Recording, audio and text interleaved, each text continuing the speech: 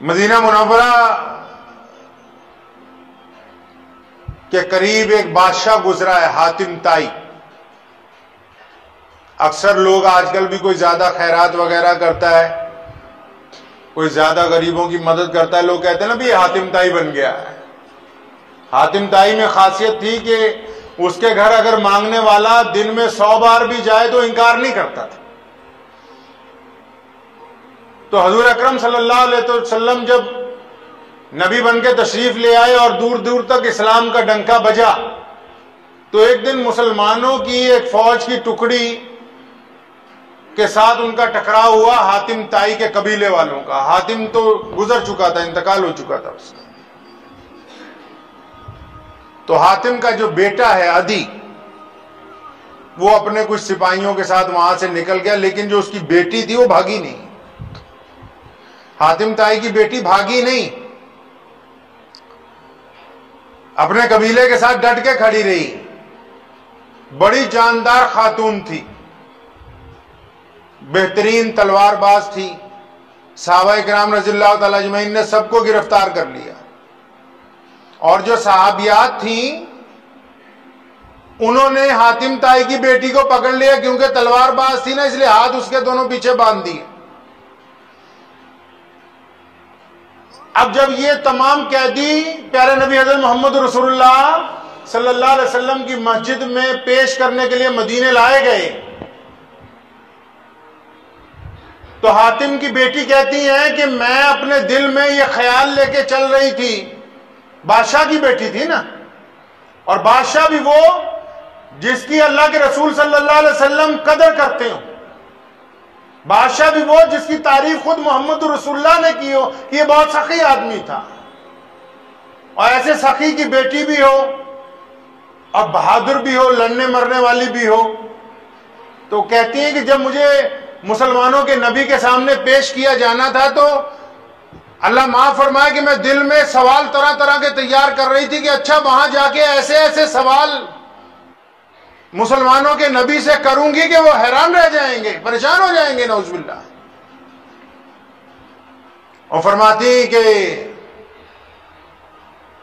جب میں پہنچی وہاں مسجد نبوی میں، مجھے پیش کیا گیا حضور صلی اللہ علیہ وسلم کے آگے، تو میرے دل میں پورا غبار تھا، غصہ تھا کہ اب میں سوالات کروں گی۔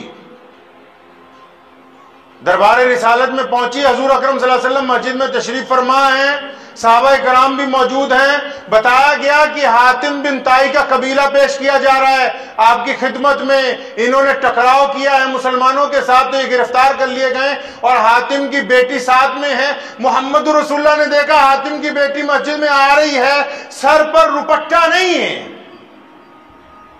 حاتم طائی کی بیٹی کے سر پر دوپٹہ نہیں ہے۔ جب مسجد نبوی میں داخل ہوتی ہے، محمد الرسول اللہ اپنی رحمت والی چادر اپنے کندھے سے اتارتے ہیں اور ایک صحابی کو دے کے فرماتے ہیں کہ اس بیٹی کا سر ڈھک دو، اور وہ چادر جب حاتم طائی کی بیٹی کے سر پہ ڈالی جاتی ہے، فرماتی ہے میں تو یہ سمجھ کے آئی تھی کہ فلاں بات غصے میں کہوں گی، فلاں کہوں گی، اللہ کے نبی نے آتے ہی دشمن کی بیٹی کا سر ڈھک کے یہ بتا دیا کہ بیٹی کسی کی ہو یا ہماری ہو، بیٹی بیٹی ہوتی ہے، اس کے ساتھ فرق نہیں ہو سکتا۔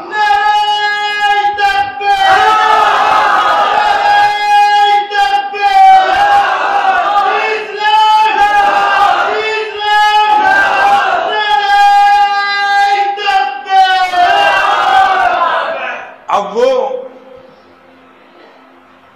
حضرت شرجیل رضی اللہ تعالیٰ عنہ، ابو ایوب انصاری رضی اللہ تعالیٰ عنہ، اور 2-3 بڑے معتبر صحابہ کرام حضور صلی اللہ علیہ وسلم کے پاس بیٹھے ہیں، انہوں نے اپنا مشورہ دیا، فرمایا یا رسول اللہ رکیے، آپ کی چادر رحمت والی ہے، آپ پر قرآن نازل ہوتا ہے۔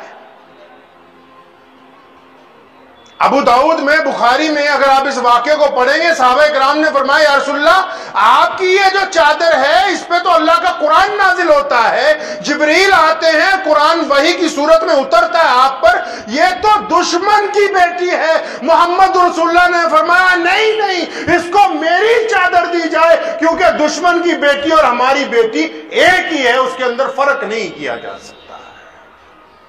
گرچہ دشمن مشرک ہے، جبکہ دشمن کافر ہے، اس کے باوجود محمد رسول اللہ نے آج کل تو لوگ بیٹیوں کی سودے بازی کرتے ہیں. خاندان میں رشتے پڑے ہوئے ہیں، اس لیے رشتہ نہیں ہو رہا ہے جناب کہ اگر یہ قد میں 2-4 انچ بڑی ہوتی تو میں اپنے بیٹے سے بیاہ لیتا. اس لیے رشتہ نہیں ہو رہا کہ اس کا باپ کمزور ہے، اس لیے رشتہ نہیں ہو رہا کہ یہ گاڑی نہیں دے سکتا، اس لیے رشتہ دار رکے ہوئے ہیں کہ وہاں شادی کریں گے جہاں بہت سی اسامیاں ہوں، موٹا مال مل جائے. اور یہاں محمد رسول اللہ صلی اللہ علیہ وسلم مسلمانوں کو تعلیم دے رہے ہیں کہ بیٹی تو بیٹی ہے، آپ بیٹی کو کسی مذہب کی بنیاد پر، ذات اور نسل کی بنیاد پر نہیں پرکھ سکتے. اب جب بیٹی نے دیکھا نا محمد رسول اللہ نے سر پہ چادر رکھ دی، جس کو خاتم النبیین نے بیٹی کہہ دیا ہو،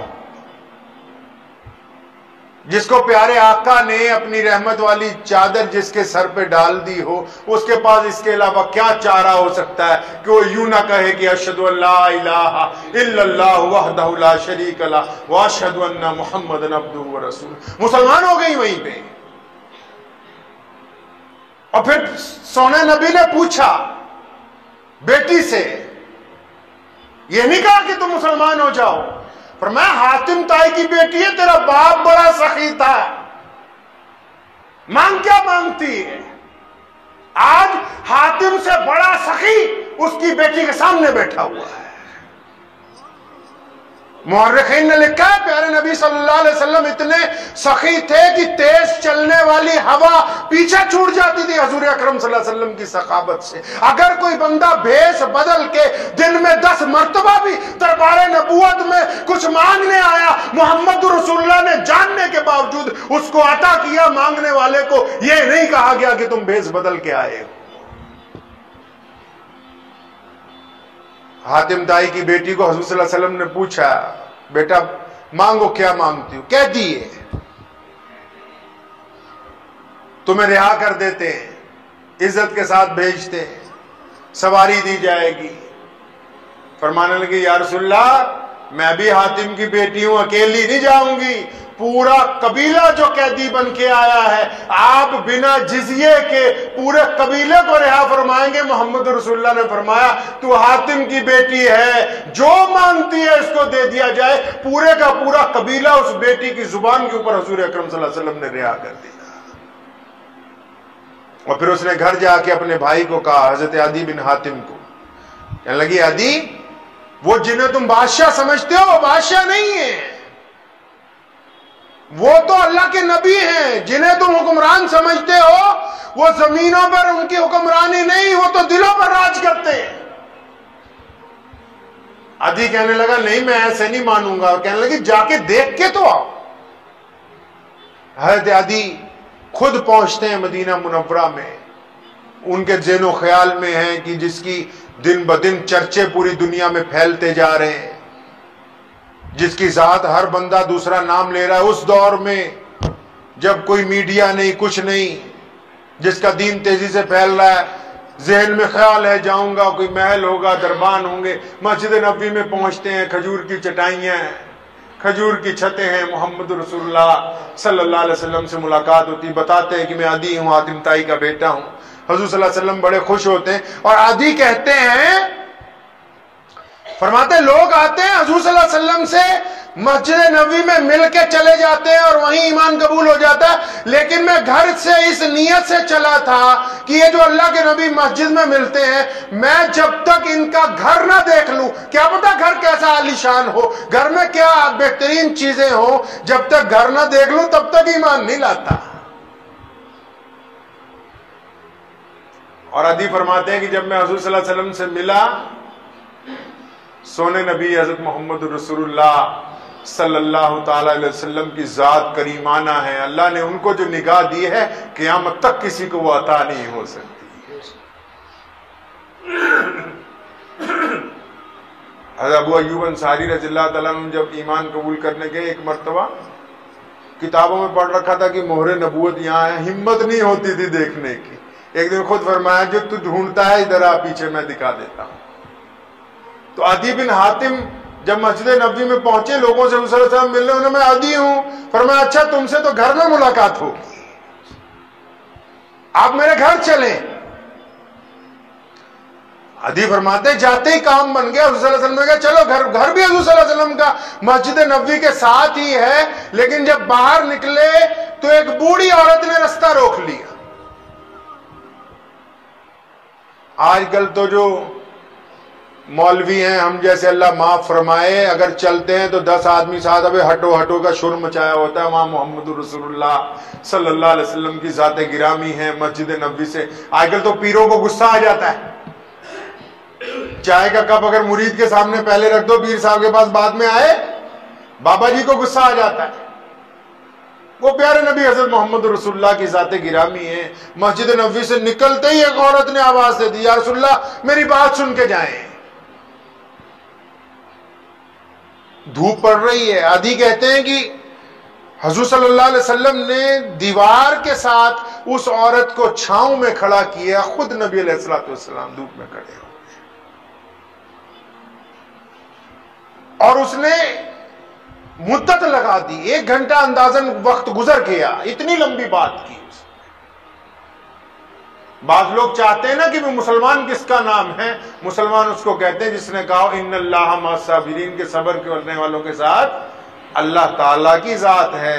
جس کے مادے میں صبر ہو، جس کے خمیر میں صبر ہو، جس کے مزاج میں صبر ہو. محمد رسول اللہ سے وہ عورت غیر ضروری گفتگو کر رہی ہے، 1 گھنٹے تک کر رہی ہے، اور سونے نبی خود دھوپ میں کھڑے ہیں اور اس مائی کو چھاؤں میں کھڑا کیا، کیونکہ دھوپ چھاؤں اتنی سی ہے کہ ایک آدمی کھڑا ہو سکتا ہے دیوار کے پاس. حضور صلی اللہ علیہ وسلم اطمینان سے، عدی کہتے ہیں میں اتنا متاثر ہوا کہ اتنی کریم ذات ہے، اتنی کریم ذات ہے کہ سخت دھوپ کے اندر بھی راہ چلتی ہوئی ایک خاتون ضرورت کے لیے روکتی ہے تو یہ اللہ کے نبی اتنی دیر تک کھڑے اس کی باتیں سنتے رہتے ہیں.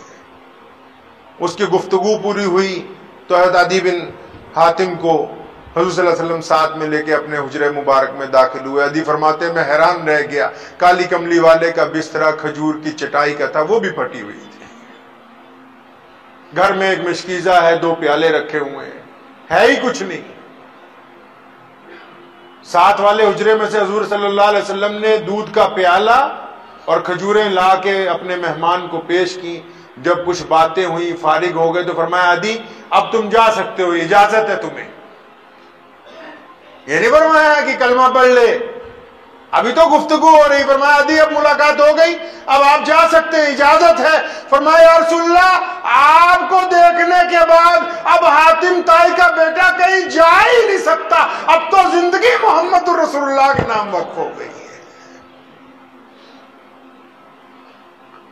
یہ حضور اکرم صلی اللہ تعالی علیہ وسلم کا انداز محبت ہے اپنی امت کے ساتھ. کون کہتا ہے کہ مسلمانوں کے علاوہ کسی اور سے مسلمان محبت نہیں کر سکتے؟ یہ جو محمد رسول اللہ نے ہم سے محبت کی ہے، کیا ہم اور ہمارے آبا و اجداد پیدائشی مسلمان تھے؟ یہ جو حضور اکرم صلی اللہ علیہ وسلم کا پیغام کائنات کے نام پہنچا، کیا وہ لوگ پہلے سے مسلمان تھے؟ نہیں. محمد رسول اللہ نے مسلمانوں کے خمیر میں یہ بات ڈالی ہے کہ دنیا کے ہر فرد سے محبت کرنی ہے، کسی کو محبت سے خالی نہیں رکھا جا سکتا ہے. اندازہ تو لگائیے کہ حضور اکرم صلی اللہ علیہ وسلم کا جو جہاد ہے، محمد رسول اللہ کی جب تلوار بھی اٹھی ہے ان ظالموں کے خلاف اٹھی جو غریب کو جینے نہیں دیتے تھے. حضور اکرم صلی اللہ علیہ وسلم کی یہ جو زندگی کے واقعات ہیں، یہ جو نمونے ہیں، یہ اسی لیے تو ہیں کہ اب کے جو دور کے مسلمان ہیں وہ پیارے نبی صلی اللہ علیہ وسلم کے حکم کے مطابق زندگی گزاریں. لوگ یہ سمجھتے ہیں کہ اللہ کی ناراضگی وہ ہے کہ بندہ بیمار ہو جائے، یہ اللہ کی ناراضگی نہیں. کچھ لوگوں کو یہ غلط فہمی ہے کہ اللہ تعالیٰ کی ناراضگی یہ ہوتی ہے کہ دولت چھن جاتی ہے. سمجھ لیجئے ایک بات، اگر کوئی بندہ بہت دولت مند ہو جائے وہ اللہ کی رضا ہونے کی دلیل نہیں. کوئی غریب ہو جائے ناراضگی کی دلیل نہیں ہے. کوئی بیمار ہو جائے ناراضگی کی دلیل نہیں ہے. کوئی تکڑا ہو جائے وہ رضامندی کی دلیل نہیں ہے. یہ دلائل نہیں ہے. اللہ تعالیٰ جن سے راضی ہوتا ہے اللہ تعالیٰ ان کے دل میں اپنی محبت پیدا کر دیتا ہے. اگر کسی بندے کو توفیق نہیں ہے سجدے کی اس سے اللہ ناراض ہے. اگر کسی بندے کو توفیق نہیں ہے دل میں رحم نہیں ہے غریبوں کے لیے مساکین کے لیے اس سے اللہ ناراض ہے. جو دلوں کی سختیاں ہیں اللہ اس سے ناراض ہے. یہ دنیا کے معاملات کو دیکھ کر اندازہ نہیں لگایا جا سکتا. کچھ لوگ ایک شخص نے سید اللہ شاہ بخاری کو فرمایا کہ شاہ جی میرا مسجد آن دل نہیں کرتا. بہت بڑے بزرگ تھے شاہ صاحب. فرمایا شاہ جی مسجد آن دل نہیں کرتا. شاہ صاحب نے فرمایا کہ یہ گل نہیں پترا کہ تیرا مسجد آن دل نہیں کرتا مسجد والا تینوں مسجد بلان لی تیار نہیں. یہ کہاں کی دلیل ہے کہ جی ہم صحت مند ہیں اللہ راضی نہیں. اللہ ان لوگوں سے راضی جو اللہ کوئی آگے سر بسجود ہونا اپنے لیے خوشی اور مسرت کا باعث سمجھتے. سجدوں کی اگر توفیق چھن جائے سجدے کی توفیق چھن جائے تو سمجھیے خدا ناراض ہو گیا. صدقہ دیتے وقت دل میں خیال آ جائے کہ دنیا جان لے تو سمجھیے خدا ناراض ہو گیا ہے. کوئی نیکی کا کام کرتے وقت دل میں یہ لچک پیدا ہونے لگ جائے کہ دنیا والوں کو پتہ لگ جائے تو سمجھیے خدا ناراض ہو گیا ہے. نماز پڑھتے وقت چھپ کے دل میں یہ خیال آنے لگے کہ گھر والوں کو پتہ لگ جائے کہ میں تہجد پڑھ رہا ہوں تو سمجھیے خدا ناراض ہو گیا ہے. جب تک بندے کی روح اللہ سے راضی نہ ہو جائے دنیاوی چیزیں کسی بات کا اعتبار نہیں کہ وہ خدا کی ناراضگی اور راضی ہونے کے اوپر ہے.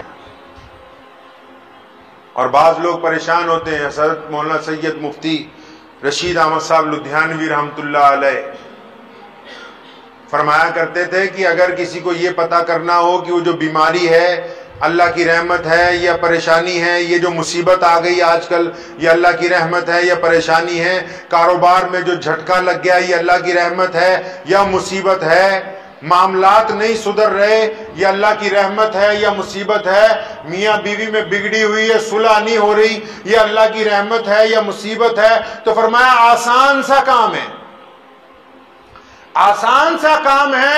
اگر آپ پر کوئی مصیبت آ گئی, مفتی رشید صاحب لدھیانوی رحمۃ اللہ فرماتے ہیں کہ کوئی مصیبت آنے کے بعد اگر بندہ وہی گناہ کرتا ہے جو مصیبت آنے سے پہلے کرتا تھا تو یہ مصیبت اللہ کی طرف سے اس کے لیے عذاب ہے. سمجھ لیجئے اطمینان سے بات. کاروبار نہیں چل رہا, مصیبت آ گئی,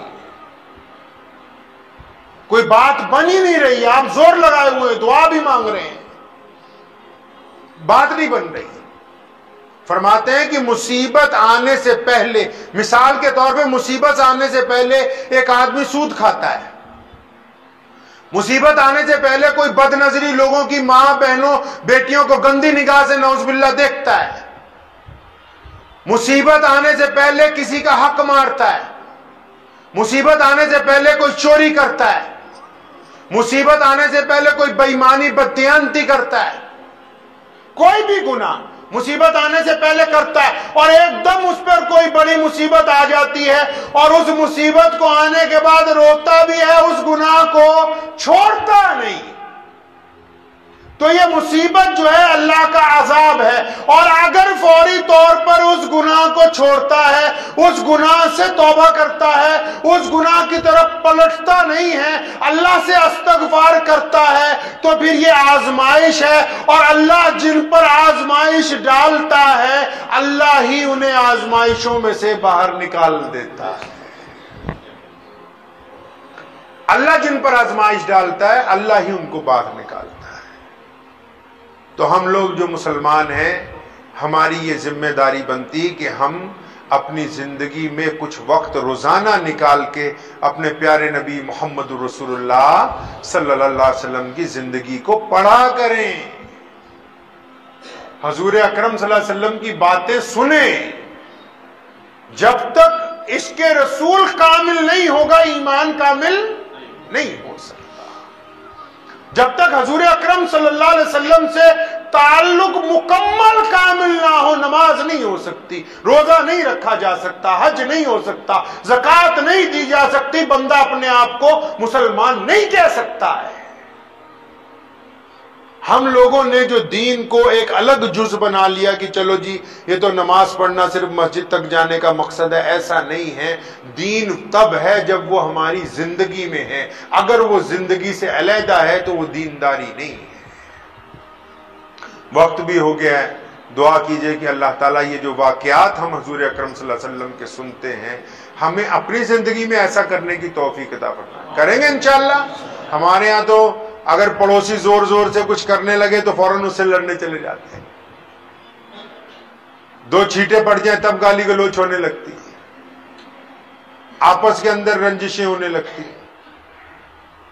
तो जब कोई ऐसा वाकया जिंदगी में आपके सामने आए, जब कोई मातहत आपका कोई गलती करने लगे, जब कहीं ऐसा मसला आ जाए तो फौरन अपने नबी हजरत मोहम्मद रसूलुल्लाह सल्लल्लाहु अलैहि वसल्लम पर दुरूद भेजें और याद करें कि हमारे नबी ने गुस्सा करने से मना फरमाया, हमारे नबी ने दिलों को तोड़ने से मना फरमाया। दुआ कीजिए अल्लाह ताला मुझे और आप सबको इन बातों पे अमल करने की तौफीक अता फरमाए। व आखिर दावाना अल्हम्दुलिल्लाहि रब्बिल आलमीन। मुझे उम्मीद है कि आपको ये वीडियो पसंद आई होगी। अगर पसंद आई हो तो ये आप अपने दोस्तों के साथ शेयर करें और इस चैनल को सब्सक्राइब जरूर करें।